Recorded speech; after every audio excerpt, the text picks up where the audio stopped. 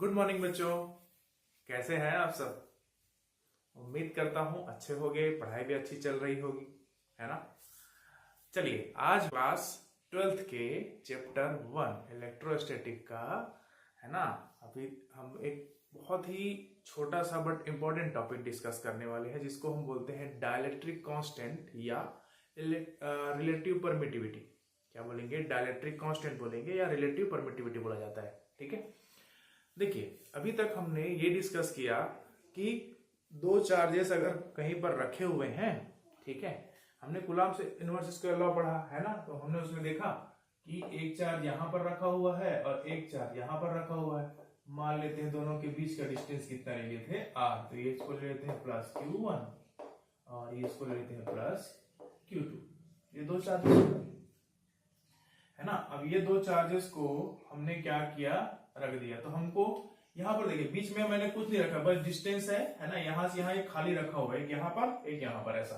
तो इसका जो फोर्स निकलता था वो हम क्या लिखते थे, F is equal to 1/4 pi epsilon nought Q1 Q2 divided by R square. ये निकलता था। कौन से केस में निकला ये? जब दोनों चार्जेस के बीच में कुछ भी नहीं था। क्या था वो? खाली था, फ्री स्पेस था। अब अगर हम क्या करते हैं, दूसरा कंडीशन लेते हैं जिसमें ये दो चार्जेस के बीच में डिस्टेंस सेम रहेगा, इसके बीच में कोई मीडियम भर देते हैं, कोई भी मीडियम, है ना, कोई भी चीज, ठीक है। तब उसका फॉर्मूला कैसे बन जाएगा बच्चों, ये F इज इक्वल टू हो जाएगा 1/4 पाई एप्सिलॉन। ये मैं पहले बता चुका हूं, मीडियम के लिए हम क्या लिखेंगे, उसको एप्सिलॉन लिखेंगे, ठीक है। और ये हो जाएगा आपका Q1, यहाँ पर Q1 रहेगा, ये यहाँ पर Q2 रहेगा। तो ये कितना हो जाएगा, Q1 Q2 divided by R square. ये दूसरा इक्वेशन बन गया हमारा, ठीक है। चलो इसको F1 दे देते हैं, इस नहीं ऐसे नहीं, इसको F, इसको F डैश दे देते हैं, ठीक है। अब ये देखिए यहां पर अगर हम क्या करें, इन दोनों इक्वेशन को क्या करते हैं, डिवाइड कर देते हैं, ठीक है। एक छोटा सा कंपैरिजन करके देख रहे हैं, ठीक है। तो यहां पर क्या होगा, F upon F dash is equals to, ये पूरा पोर्शन जो है उसको लिखेंगे, ये हो जाएगा 1/4 pi epsilon nought Q1 Q2 divided by R square. ये फिर होगा 1/4 pi epsilon Q1 Q2 divided by R square, है ना। तो देखो ये Q1 Q2 cancer, R square cancer, सब कैंसर, ये 1/4 पाई कैंसर, बट ये रह जाएगा, क्या रह गया, देखो यहां पर बच गया 1/एप्सिलॉन नॉट और यहां पर बच गया 1/एप्सिलॉन। इसको इनटू के फॉर्म में लिखेंगे तो ये क्या हो जाएगा, ये वाला पोर्शन ऊपर, ये वाला पोर्शन नीचे, तो ये क्या आ गया, एप्सिलॉन बाय एप्सिलॉन नॉट, ठीक है। ये आ गया एप्सिलॉन बाय एप्सिलॉन नॉट, ठीक है। तो देखो हमने क्या किया, दो कंडीशन में अलग अलग फोर्स लिए।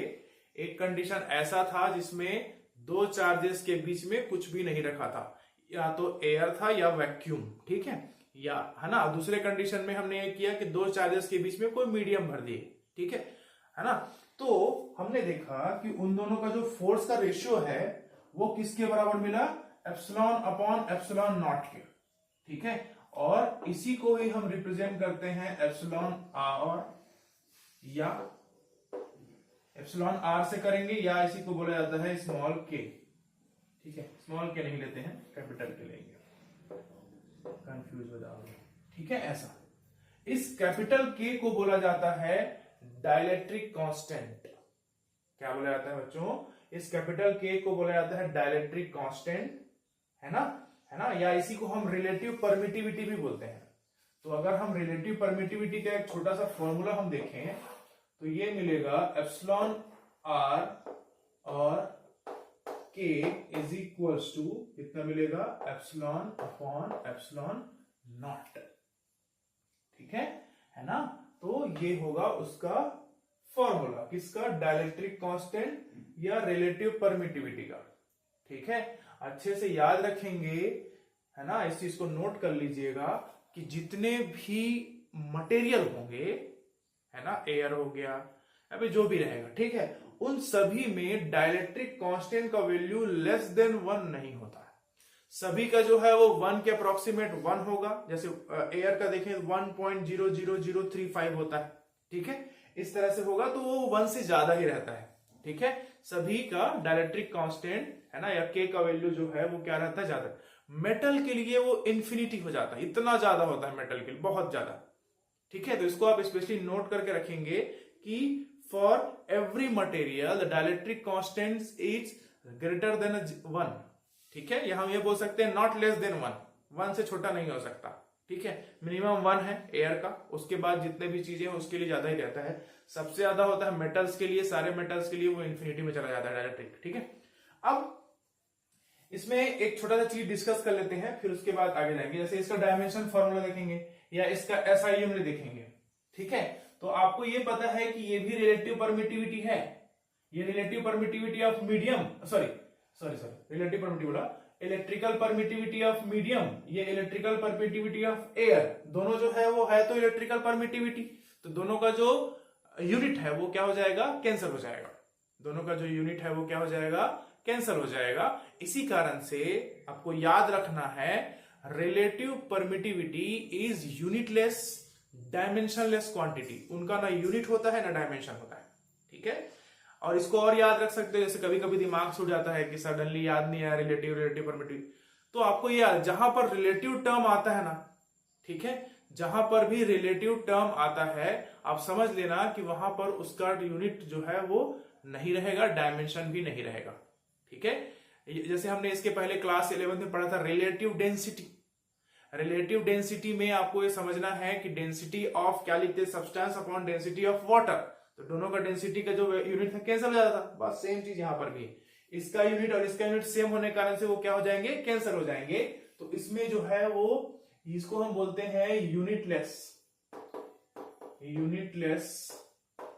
क्वांटिटी, है ना। और ये डायमेंशनलेस भी होता है। अब भाई इसका यूनिट ही नहीं, उसका क्या डायमेंशन बनाओगे। फिर भी कभी कभी आपको डायमेंशन अगर दे दिया तो इसको लिए लिख लेना m0 l0 t0, सब कुछ 0 रहेगा, क्योंकि वो यूनिट ही नहीं है, तो हम कैसे बना सकते हैं वेल्टी के फॉर्म में। ओके, तो ये चीज होता है किसके लिए, है ना, हमका dimension formula for the relative permittivity. Okay, अब यहां पर ये सोचना है बच्चों कि हम इसको पढ़ क्यों रहे हैं, ठीक है। तो आप थोड़ा सा अगर कॉमन सेंस लगाएंगे, ठीक है, साथ साथ लगाते हैं, चलिए, है ना। देखिए ये फोर्स को आप देखो, दो ऑब्जेक्ट है, दो चार्जेस हैं, इसके बीच में कोई भी ऑब्जेक्ट नहीं रखा है, तो जाहिर सी बात है उनका फोर्स जो है वो क्या होना चाहिए, ज्यादा होना चाहिए। सेम डिस्टेंस पे हमने दो फोर्सेस को, दो चार्जेस को रख दिया और उसके बीच में मटेरियल भर दिया, जाहिर सी बात है उनके बीच का फोर्स क्या हो जाना चाहिए, कम हो जाना चाहिए, है ना। तो चलो देखते हैं कि कम होता है कि नहीं होता है, ठीक है। अब आप इसके देखो एफ डैश अपॉन ये वाला पोर्शन को बस लिखेंगे, बाकी को मिटा रहा हूं, आप चाहो तो नोट कर सकते हैं इसको बहुत अच्छे से याद रखेंगे। डाइलेक्ट्रिक कांस्टेंट या रिलेटिव परमिटिविटी का जो यूनिट होता है वो होता है यूनिटलेस क्वांटिटी, और उसके कारण से उसका डायमेंशन भी बनेगा भी, तो क्या बनेगा m0 l0 t0। Multiple choice में ऐसे देता है आपको, आप पढ़े रहते हो यूनिटलेस डायमेंशनलेस क्वांटिटी, लेकिन ऐसे देता है फिर आप समझ नहीं पाते, तो इस तरह रहेगा तब भी चलेगा, ठीक है। मिटा दो इसमें। देखिए अभी क्या आया था, हमने डिवाइड किया था f को किससे, f डैश से, और ये किसके बराबर था, k के बराबर, ठीक है। तो ये जो है वो कौन सा फोर्स हुआ, है ना। अगर मैं इसको यहां पे ले आता हूं, इसको f डैश को, तो ये हो जाएगा f बाय k, ठीक है। अब सोच के देखते हैं, ठीक है, सोच के देखते हैं कि यहां पर आप खुद सोच के देखो, ये f डैश था, ठीक है, और ये जो f डैश मतलब कौन सा फोर्स हुआ, जब हमने दो चार्जेस के बीच में मीडियम भरा था, ठीक है। तो उसको थोड़ा कैलकुलेट करते हैं। मान लेते हैं मेरे पास लिखा है 20, ये मान लेते हैं किसका वैल्यू है, फोर्स का, ठीक है। इसको मैं क्या कर रहा हूं, 5 से डिवाइड कर रहा हूं, मान लेते हैं, ठीक है। और मैंने लिख दिया यहां पर f डैश, ये 5 1 जा, ये 5 4 जा। अब देखो फोर्स का वैल्यू कितना माना था मैंने, 20, ठीक है। मैंने डाइलेक्ट्रिक कांस्टेंट की वैल्यू लिया 2.5 लिया, तो यहां पर देखो f डैश का वैल्यू कितना आ गया, 4। इसका मतलब है कि जब हम डाइलेक्ट्रिक कांस्टेंट की बात करते हैं या रिलेटिव परमिटिविटी की बात करते हैं, है ना। तो जब भी हम किसी दो चार्जेस के बीच में अगर कोई मटेरियल भरते हैं तो उनके बीच का जो फोर्स है वो क्या हो जाता है, कम हो जाता है।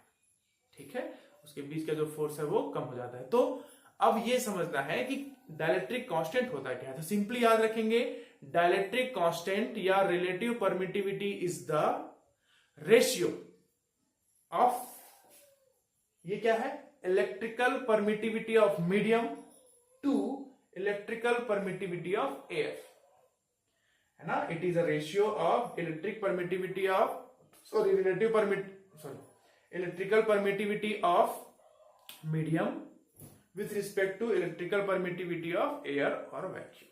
ठीक है, तो ये जो है छोटा सा कॉन्सेप्ट था जो आपको बहुत अच्छे से समझना है। ठीक है, याद रखना है रिलेटिव परमिटिविटी। सबसे ज्यादा मेन दिक्कत ये होता है यूनिटलेस डायमेंशनलेस क्वांटिटी वाला पोर्शन जो है आपको अच्छे से उसको याद रखना है। ठीक है, आई होप ये चीज आपको समझ में आया हो।